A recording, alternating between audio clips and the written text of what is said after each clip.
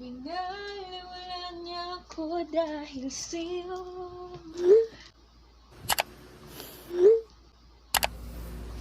Hay mga mi! Ano, kinakaya nyo pa ba ang accounting? Ha? Accounting? Ano ba bagsak na ako doon? Charot. Medyo sasasad na nga ata ako. Hay, ang hirap naman kasi ngayong online class. Para lang tayong nagsiself-study. Hoy, true yan. Meron ngang hindi nagtuturo eh. Yung ano? Parang kilala ko yan. Si ano, no? Baka may spy sa atin. Hoy, grabe kayo. Asa namang may spy? Pwede pa nga tayong communist dito. Puro kayo cram. Paano mga pangarap nyo yan, ha? Oo nga, no? Hirap mangarap, pero no choice. Napaka no choice kasi magastos tayong lahat. Hoy. Pero seryoso, bago kayo mag-take ng accountancy or maging CPA, ano yung una niyong pangarap? Ako? Wala akong pangarap eh. No joke lang. Siguro kung hindi ko pinili ang pagiging CPA, siguro mas pipiliin ko maging newscaster or content creator. Feeling ko, kaya ko naman. Ano kayang mangyayari kung ayun yung pinursu ko?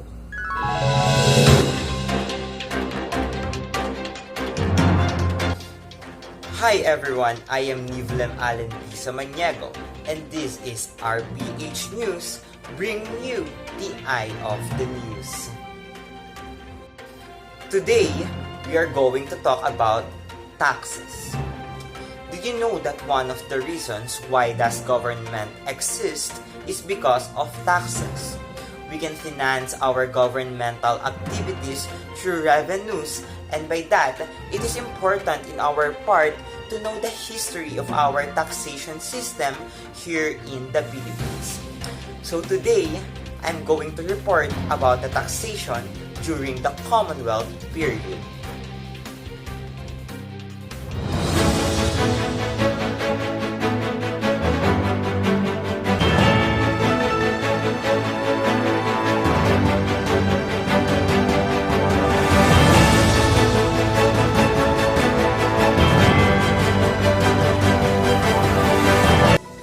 Before we start, did you know that Commonwealth is an independent or democratic country?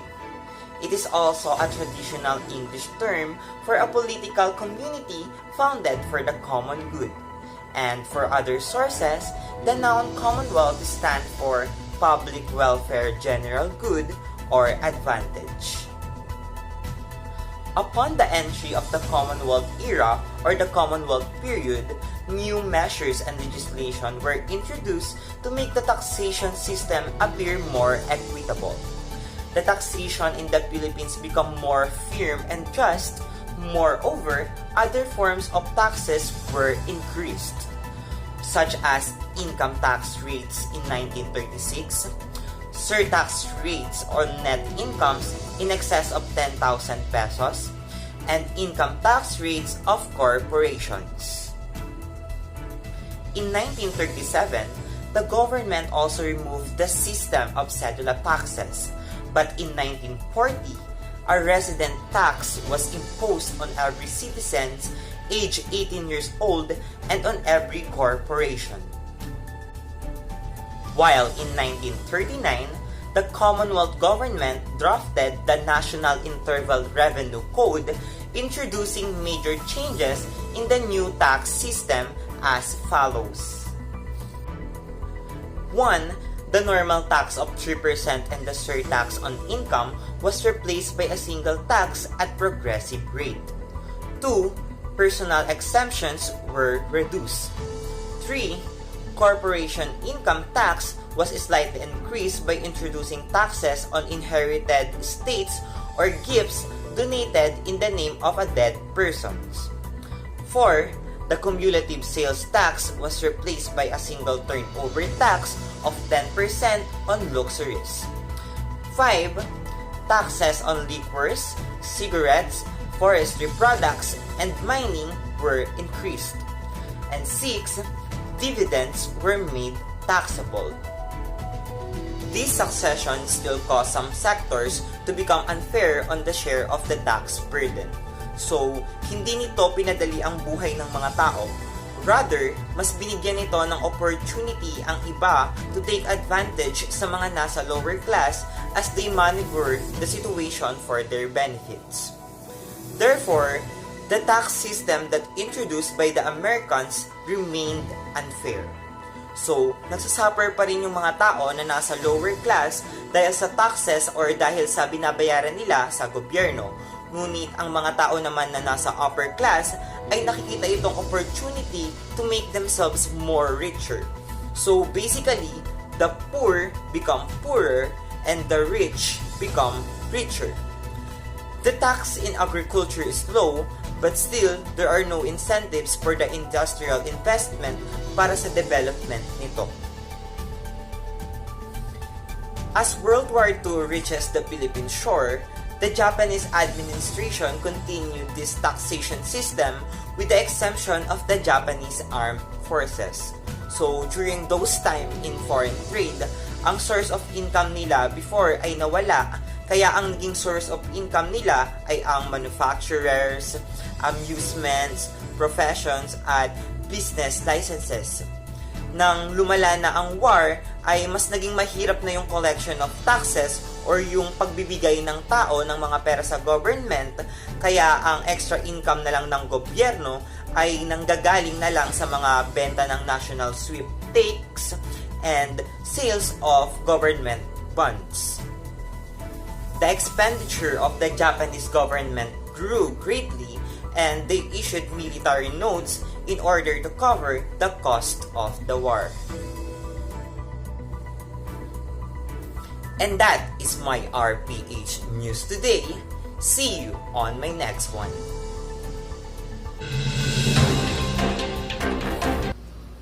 Oy, nice. Bagay sa'yo, te. Sayang di mo tinuloy. Nasilaw kasi ako sa accounting. Sabi ba naman, isang pirma lang daw. May pera na agad.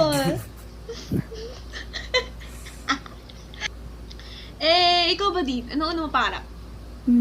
Ako nung high school ako, lagi ako sinasabihan ng mga classmate ko na masungit raw akong tignan, na bagay raw ako maging teacher, so in-imagine ko naman. Good morning, class! So, ready na ba kayo for today's discussion? That's good to hear. So, before tayo mag-start, meron bang absent today? Okay, I see. That's good. Okay, so let's proceed to our new lesson today, which is fiscal policy from 1946 to present. Alright, so kapag narinig nyo ang salitang fiscal policy, ano ang unang idea na pumapasok sa isip nyo? Anyone? Okay. So, kapag sinabi nating fiscal policy, this refers to the spendings of the government and the tax policies that are related for the economic growth. So, alam naman natin na ang buwis ang bumubuhay sa gobyerno, hindi ba? Lahat ng projects na makikita nyo, those are funded by the tax na kinokolekta sa ating taong bayan. It does not came from the own money ng mga officials na nakalunlon. It came mismo sa pera ng bayan. Okay. Alright. So, bago tayo magsimula, sa inyong pagkakaalala, sino ang presidente ang nakalagay sa 100 peso bill? Very good. Si Manuel A. Rojas. So, we will start the discussion of fiscal policy sa regime ni President Manuel Rojas. Okay, so according to history, our economy was at a problematic state during the presidency of Manuel A. Rojas. And because of this, there are no enough funds for projects. In addition, President Manuel Rojas has declined the advice from the U.S. government, which is to implement direct taxations. Hence, there are no progress or there are no efforts made to improve the tax collection. So, definitely, kung walang buwis, walang panggagalingan na pondo para sa mga proyekto na ilalaan dapat para sa ikauunlad ng bansa. Although naging maganda ang takbo ng ekonomiya natin sa panahon ni LPG Quirino, there has been changes since nagpapalit din ang presidente. And nung panahon naman ni Magsaysay, Garcia, and Macapagal, ang mga mahihirap ang pinaka nag-suffer sa tax collection na nagaganap. And in addition, Filipino businessmen or those who belong in high society held interest in Congress. So, parang magtataka tayo na bakit na kahit yaman na nila is nagkaroon pa rin sila ng interest na magkaroon ng posisyon at power sa Congress. This is because para hindi sila mapatawan na malaking buwis.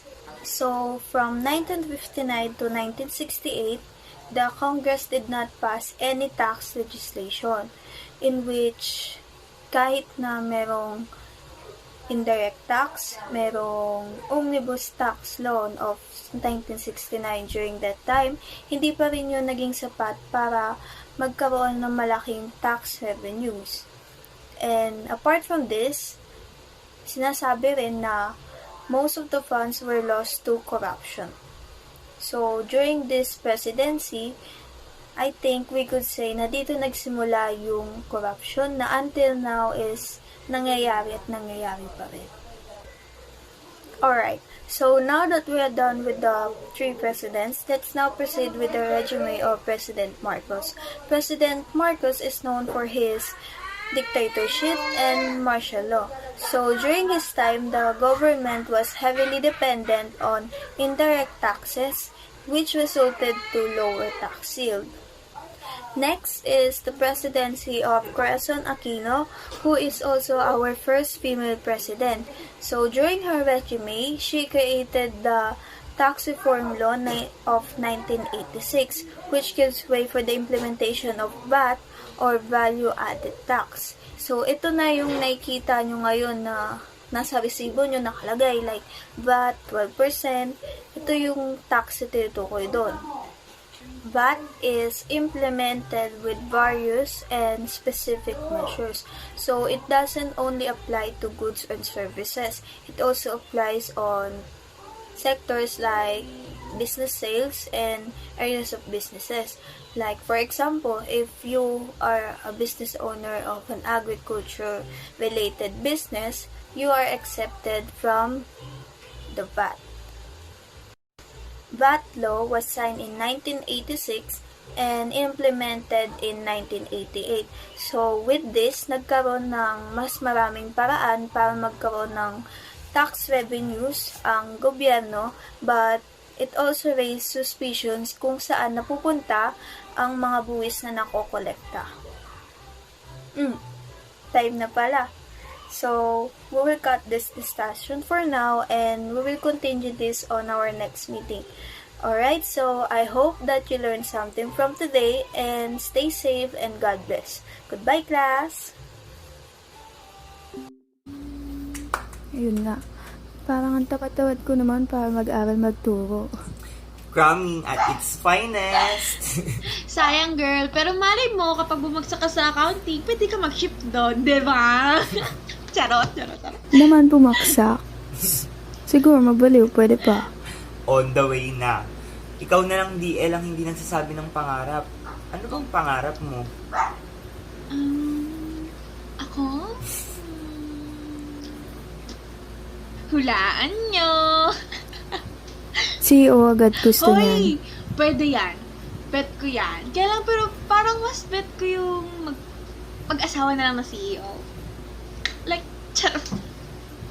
Pero sa totoo, ang unang pangarap is, simula pa nung elementary ako, gusto ko talaga maging artista. Kasi sa nakikita ko sa TV, pero ngayon, nag-take ako ng accountancy.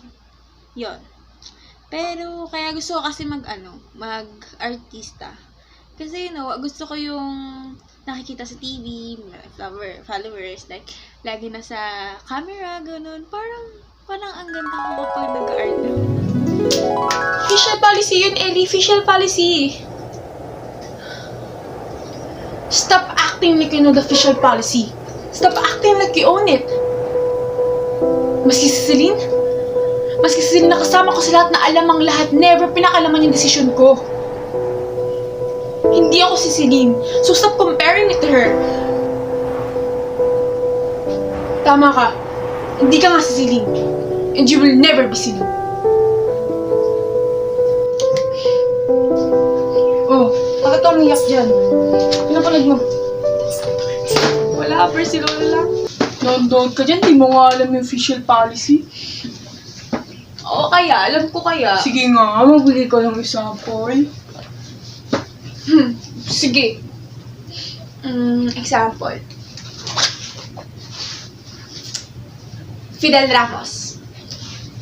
Fidel Ramos has great political stability that allowed for continued economic growth. It's through comprehensive tax reform program and implemented to make the tax system broad-based, simple, and its reasonable tax rates. And lastly, he rationalized the grant of tax incentives, which was estimated to be worth 531.7 billion in 1994. Oh, ano ka ngayon? Tara! Sabi ko sa'yo. Oh, alam ko yun. Ikaw na.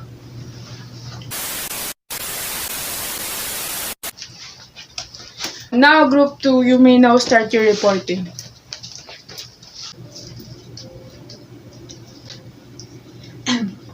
Good morning, sir. Good morning, classmate. I am Darlene Santos, and I am the leader of Group 2. Our topic for today is about the value-added tax, or the VAT base by Fidel Ramos. The VAT base was also broadened in 1997 to include services through Republic Act 7716. The features of the improved VAT law were as follow. The number 1, restore the VAT exemption for all cooperatives provided that the share capital of each member does not exceed 515,000 pesos.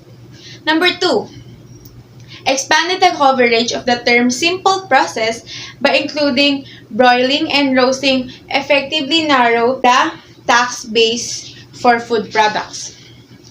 Number 3, expanded the coverage of the term original state by including mall places.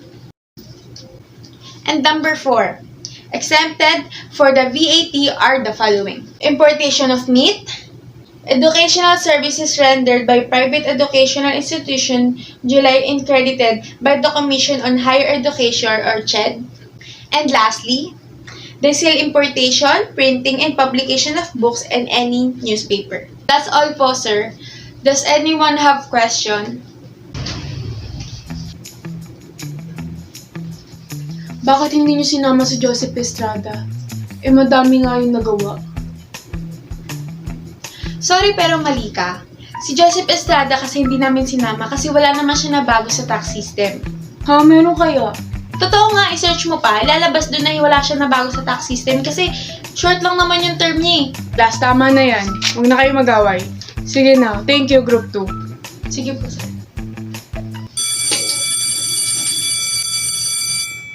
Luna. Oh, ano? Makikipag-away ka na naman? Hindi. Gusto ko lang sana mag-sorry. Saan? Kanina, sinerge ko yung sinabi mo. Tama ka nga. Wala nga nagawa si Joseph Estrada, wala siyang nagawa. Kasi masyadong maikli yung term niya. Okay lang. Sige, alis na ako. Sige.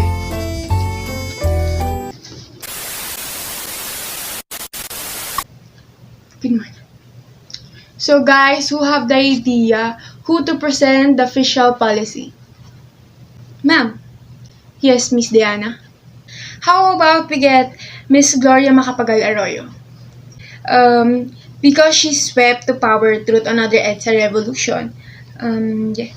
As president, she undertook increased government spending without adjusting tax collections. This which is resulted to large deflicts from 2002 to 2004, ma'am. In February 2006, the VAT tax rate was also increased from 10% to 12% po, ma'am. Thank you, Miss Diane. That is a good idea. Anyone else? Ma'am? Yes, Miss Diaz. How about Mr. President Benigno Aquino III? Beside from succeeding President Arroyo in 2010, he promised that no new taxes would be imposed and additional revenue would have to come from adjusting existing taxes. Also, the Republic Act 10351 was passed and government revenues from alcohol and tobacco excise taxes increases. And ma'am, the free health insurance premium for the poor people enrolled in PhilHealth increased from 55.2 million in 2012 to 515.4 million in 2015 po, ma'am. That is also a good idea. I will tell the head about this and I will update you in our next meeting. So that's all for today. Thank you.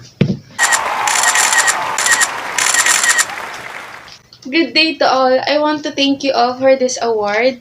Thank you for giving me the best film of the year. Ma'am Santos, I have a question po. Yes. Ma'am, we noticed that the present official policy is not included to the movie. May we know the reason why? Yes, I get that question a lot. Actually, kasi yung term na yun is hindi pa tapos, so hindi namin nasama siya sa film. So, kung gusto nyo malaman, pwede ko pa rin sabihin sa inyo. So, the admission of our new president, Mr. President Rodrigo Duterte, promised tax return, particularly increased taxes as it bows lower income tax rates shouldered in the working Filipinos. And also, the proposed tax reform also seeks to limit VAT exemption and increase excise taxes on petroleum products and automobiles. So, once again, I want to thank you all for this award and have a good night. Ang ano, bagay sa karakter mo. True. Bakit di mo tinuloy? Hindi naman sa hindi ko itutuloy, pero para bang wag mo muna. Mag-aaral muna ako kasi mahirap din mag-audition eh. Ikaw, anong pangarap mo?